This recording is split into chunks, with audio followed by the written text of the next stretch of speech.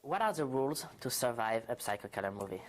Some of the rules within the film are don't open the front door, don't run up the stairs instead of going out the front door, don't say, I'll be right back, and don't have sex. Those are a bunch of them. You'll die if you do any of those things. You will die. Yes, yes. So, what was your reaction when you first read the Scream script? I loved it. You know a good script when you're reading a bunch of them and then one comes along and you can't put it down until you're finished. And I absolutely loved the characters within the film, and I loved the way it moved and that it didn't have slow moments. And I loved my character. I liked the transitions that she goes through. She goes from being a very vulnerable person to being a very strong person. Would you say that the character of Sydney is looking a little bit like the character in Party of Five? You know, she goes through some similar things. I mean, she's lost a parent, like Julia has lost her parents, and she's young. And with youth comes vulnerability, and with youth comes confusion and mistakes. So there are those similarities. But on the other hand, Sydney's more traumatized. She's going through a lot more. You know, she lost her mother to rape and murder, and is going through the fact that she can't trust anyone, and she can't trust the people who surround her because she doesn't know whether they're the people stalking her and whether she's going to die. So she's really living in fear, whereas Julia doesn't live in fear. She lives in learning and trusts that the universe will teach, and she does trust her family. Your movies are The Craft and Scream. Yeah. Are you taking this scary movie to go something like against your image, the image you have in Party of Five? You know, it really wasn't a conscious decision to take films within this genre. They just happened to be the best scripts that came along to me within my hiatus time. You know, The Craft I loved because it was not only about cult and Wicca, but it was also about four women and what youths go through and what women go through and how they want to become strong. And Scream was just a great twist on the genre. You love the genre? Yeah, I like the genre a lot now. I never used to. I used to be one of these people who just couldn't watch horror films because I'd have nightmares for months. But now I definitely have an appreciation for them because I know what it takes to make them. And there can be good ones and there can be bad ones. It's very easy to make a horror film and scare people, but to make one that's intelligent and to have people relate to the characters and then scare them, that's a whole different thing. Did you see the Halloween's movie before doing Scream? I hadn't. Did you get inspired by Jamie Lee Curtis? I hadn't, no. I'm being compared to Jamie Lee Curtis a lot, but you know, I don't think I've actually ever seen her in a horror film. I've seen very few of them. She did a lot. Yeah, she did do a lot. And that's not really my plan. I don't hope to continue in horror films forever. I don't want to become typecast, just as I don't want to be typecast as Julia either. But there's going to be a Scream 2. There will be a Scream 2, yes, but you know, that's a different story. It's a continuation of one. I'm not going to start taking other things. Have you ever thought that this movie could have this huge success? You hope. You always hope. But when it happens, it's overwhelming and it's wonderful. I'm shocked. I mean, not that I don't think the film is great. I think the film is fantastic, and I understand why it's doing so well, but it's always surprising when it does this well. So why is it doing so well? I think a big thing is the fact that it's not only scary, it's also very funny.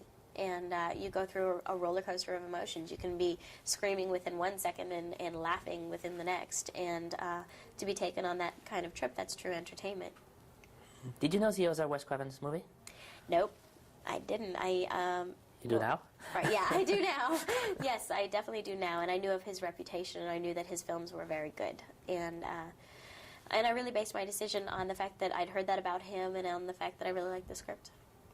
How is it to play with, to act with Courtney Cox? Great. She's a sweetheart. She's a really wonderful person, very supportive and very down to earth, and I liked her a lot.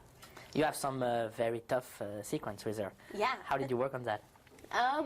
We had a stunt person come in and teach me how to throw a punch without actually breaking her face, and that was a good thing. It was actually the first day I met her was the day that I had to punch her, and I went up to her, and I was so excited about getting to, you know, do like a movie punch that I went up and I go, I'm so excited I get to punch you, and I walked away and I realized, oh God, it sounded really bad. It's not that I wanted to punch her, I just wanted to punch someone. So I hope she didn't take it too badly. There is also, you played with Skit in The Craft before. Did he change between the two movies? He hasn't changed, and that's the wonderful thing, is Skeet is doing extremely well, and he's definitely in the public eye, and he's been doing a lot of work, and there's a lot of hype about him. And it's very typical of people in Hollywood to start to believe the hype. If enough people say they're fantastic, they'll believe it whether they're actually working or not. And Skeet hasn't done that. Skeet is very down to earth. He's very real about where he is, and he knows that he's being granted great opportunities, but that he still has to work to prove himself. There is some kind of an ensemble cast spirit on the movie. Yeah. Did you feel that on the set?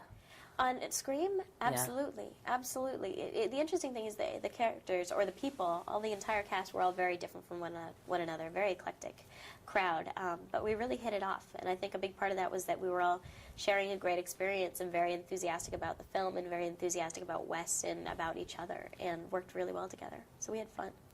This is a great period for you. I mean, the Scream, the success, Party of Five, the cover of TV Guide for the Valentine issue. How do you take that? Do you put that in perspective, or? It's overwhelming and it's wonderful, and like I said, you know, a lot of people will say you're incredible, but until you actually believe you're incredible, you shouldn't believe that.